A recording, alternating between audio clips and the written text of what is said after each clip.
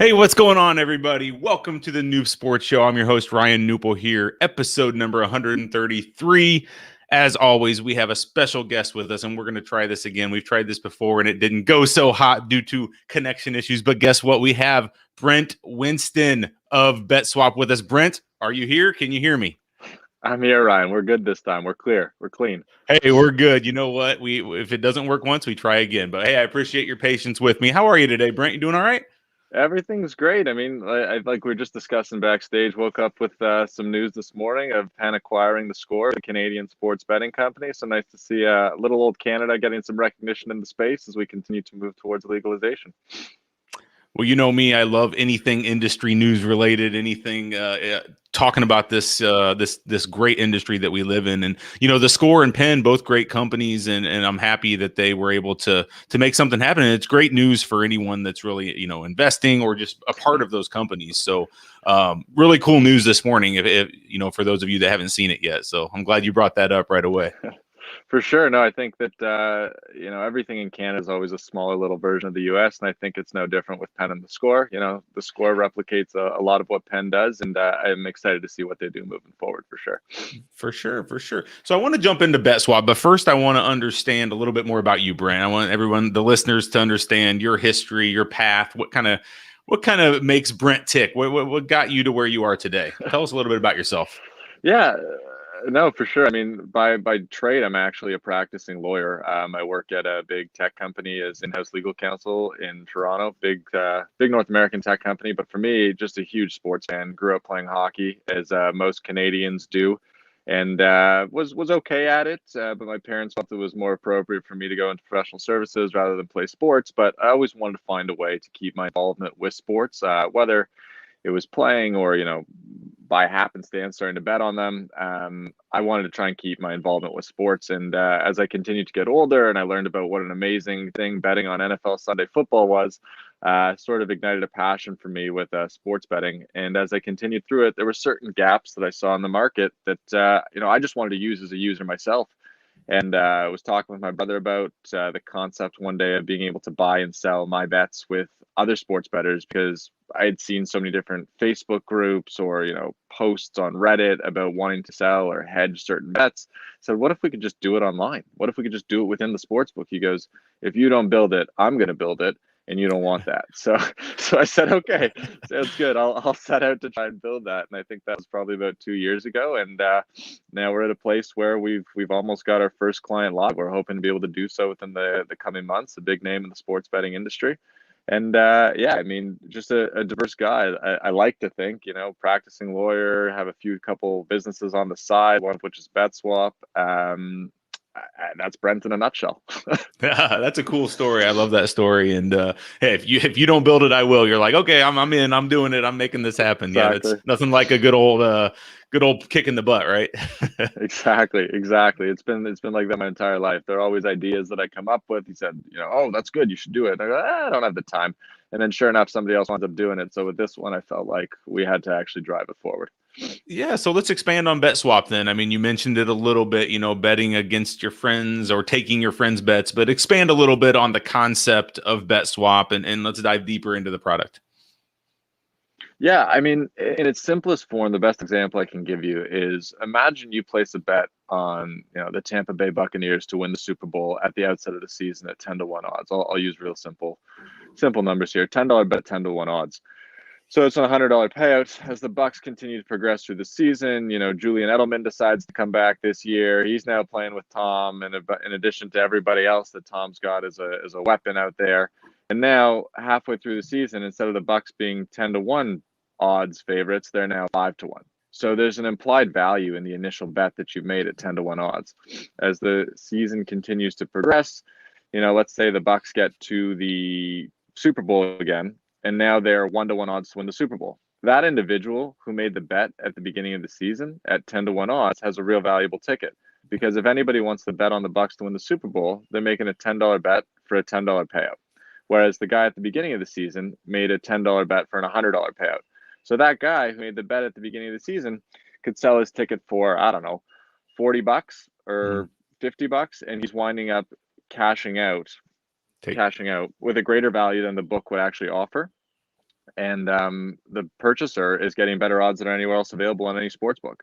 So the idea is that the purchaser can get odds that aren't available anywhere else, and the seller is able to lock in value that they deem appropriate, as opposed to having to be dictated to by cash out.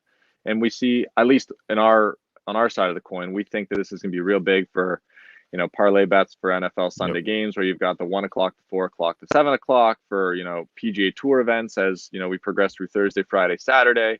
I mean, even for me, like I got Dustin Johnson, I think at 20 to 1 we've had Jack Keller on the show.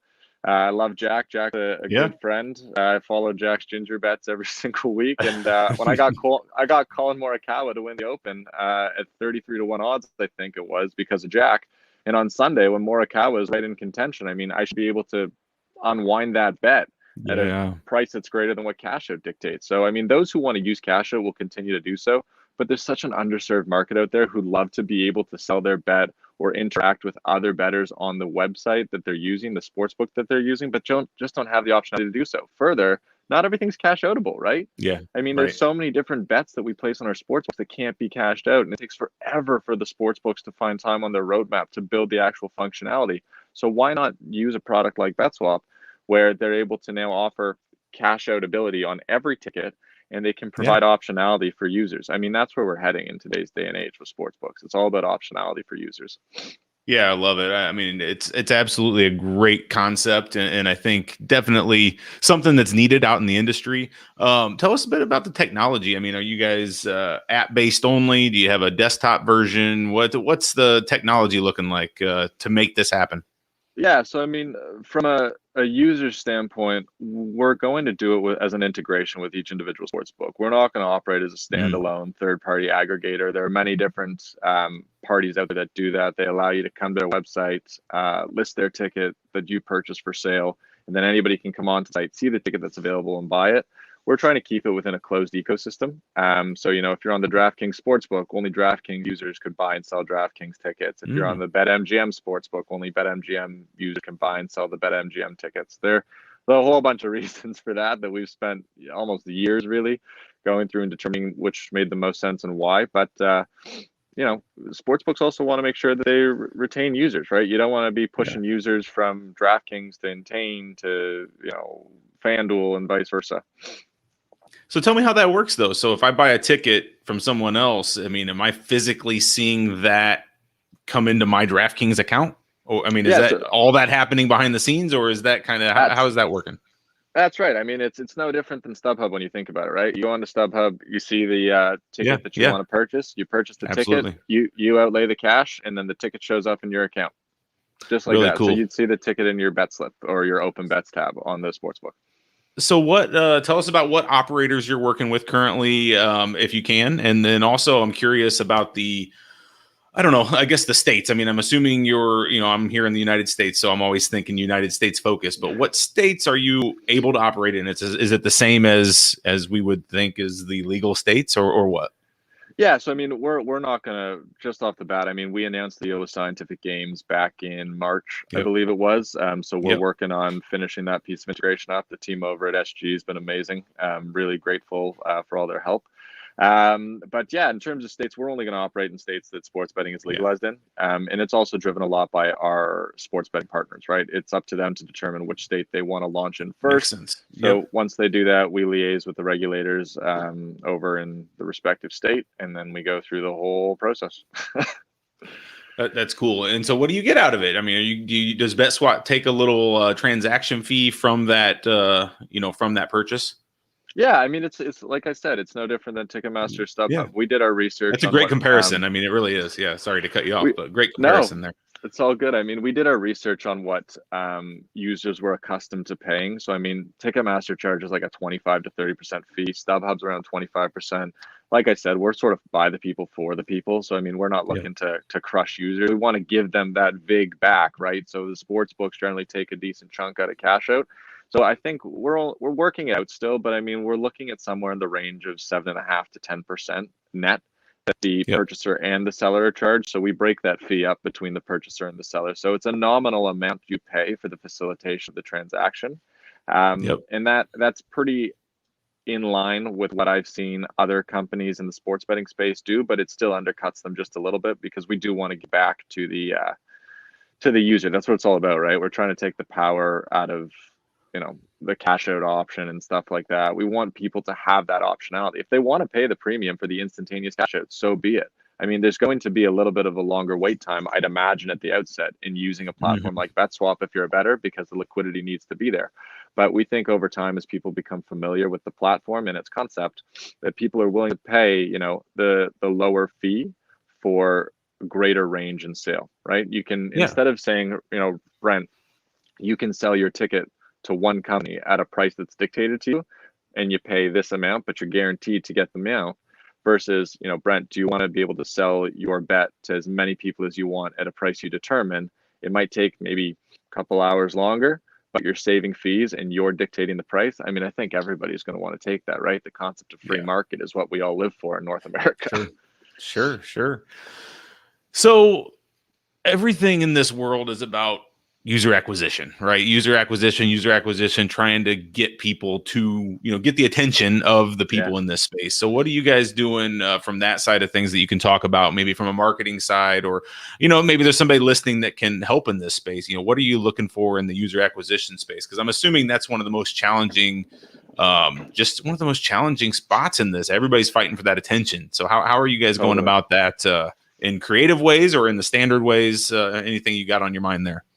Yeah, so I mean, I think that that's part of our business model, right? We're a B2B business. We're not looking to go out and sell directly to the consumer, right? We're saying to the sports books, hey, here's a platform that we've developed. You don't have to spend any dev time. You don't have to spend any integration time. That's a big part of our deal with SG, and being part of their open arena platform. It eliminates the integration time for a lot of their clients, which are a lot of big books in the industry. But we're not so worried about BetSwap acquiring, I guess, users. We're Hmm. worried about helping the sports books offer an Hmm. innovative product to continue to acquire users. So we're almost a customer acquisition tool for the sports books. They can say, "Hey, Yeah. look, we offer this innovative product. Hmm. Maybe you're on Bet365 and Hmm. Bet365 doesn't offer the marketplace, but FanDuel does." And as a result, Hmm. the Bet365 user says, "Well, let me try it out." And they come onto FanDuel's site, and FanDuel's experience, the FanDuel experience with the BetSwap marketplace for that user is amazing. That the new FanDuel user and the former Bet365 user says, I like this platform. I think I'm going to stick with it.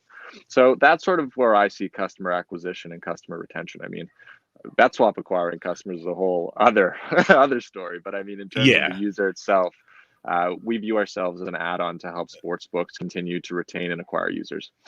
Yeah. So educate me on then how, is it publicized at the operator level that they work with BetSwap, right? I mean, is DraftKings telling their, or how does that work? Do they have to download a separate app to use you, or is it all integrated right through DraftKings or through whatever operator? So we're gonna work on making sure that we integrate directly into the sportsbook. So the Cool. user, Really cool. the BetSwap product can be white labeled should it so be Yep. desired. We're cool with whatever helps our customers, continue to achieve profitability and help their users experience what they'd like to. We're happy to entertain whatever. I mean, it would more so be, for example, DraftKings saying we just launched our marketplace. No different than DraftKings announcing that they've recently just stepped into a new space, or no different than the Score now announcing that they've got their own trading and risk platform in house. Nobody knows who did Hmm. it or who built it, but the users know that it now exists. So, I Very mean, cool. that's how I would see users starting to become aware and accustomed of our platform. Very cool, Brent. Very cool. This is Brent Winston, BetSwap founder, co-founder. Brent, I always like to ask this. Entrepreneurial, and obviously you have several businesses. You've had experience in lots of different areas. Always challenges come with being an entrepreneur and starting up businesses. Give the listeners one, I guess, piece of advice from a business side, maybe that you've learned along the way that's helped you get to where you are today, and maybe can help someone else that's maybe not as close as you are to like not go down that same path. Any piece of advice for a up and coming business entrepreneur? Yeah, I think it's a great question. I mean, I'm gonna turn it into two pieces because these are two pieces that I find just fundamental. I mean, the first is understand what you know and what you don't know. It's totally okay not to know things. The important thing is to identify what you don't know and then surround yourselves with those Love it. people who know more than you. I mean, that took me a long time to learn that you're not going to know everything, and it's okay to not know everything. So, I mean, if you don't know something, ask. So important to be Love it. able to ask questions and be comfortable asking questions. And I think the second thing is just perseverance. Like, Yeah, nothing is ever going to go the way you draw it up, whether it's waking up in the morning and how you plan your day, or trying to build a $100,000 business, yeah, $1 million business, $1 billion business. Uh, so many different startups fail, not because they run out of money, not because the idea wasn't creative, but because people got discouraged and they just didn't sure. keep pushing. And it's totally normal, natural human response. But I mean, for me, I think that the ones that wind up succeeding are the ones that just keep going no matter what. So I would say persevere and know what you don't know and ask questions. Those are the two things I think are just so important in early stage ventures. Great piece of advice, Brent. Great piece of advice. Well, I really wish you all the luck with BetSwap. How can people find out more about you, or anything they can find out about BetSwap, or maybe get a hold of you? What's the best channel of communication there for you?